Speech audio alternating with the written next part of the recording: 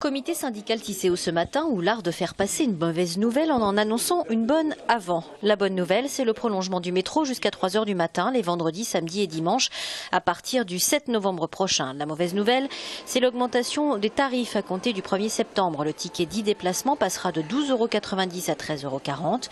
L'abonnement 7 jours de 13,30 € à 14,20 € et l'abonnement mensuel de 43,80 € à 46,80 €. Claude Rénal et Karine Traval-Michelet, respectivement maire PS de Tournefeuille et de Colomiers, ont tous deux voté contre.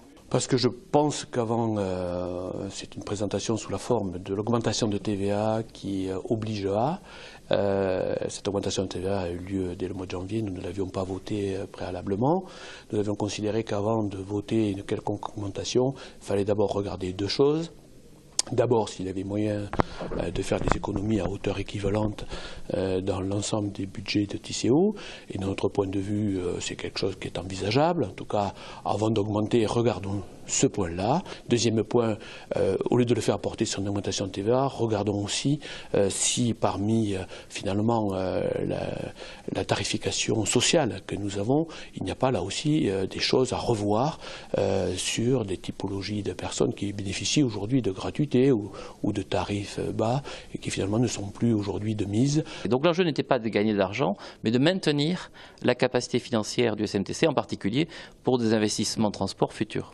Et donc on a étudié 4 hypothèses très différenciées, il y avait plusieurs options possibles, la hausse du ticket individuel, et on a fait le choix d'augmenter de 3 € l'abonnement mensuel. Pourquoi de 3 €? Parce que ça permet d'avoir une augmentation répartie.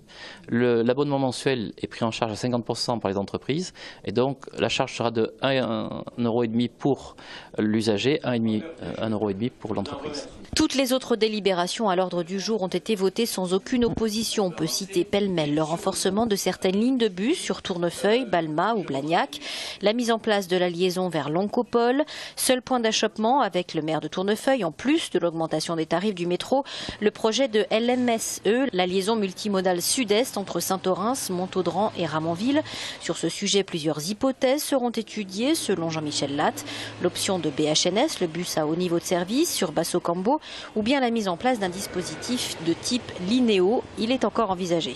Claude Rénal, pour sa part, refuse le projet d'ouverture à la circulation automobile. Le maire de Tournefeuille qui suivra de près dès la rentrée l'évolution du plan de déplacement urbain et notamment le projet de liaison Tournefeuille-Lardenne-Toulouse.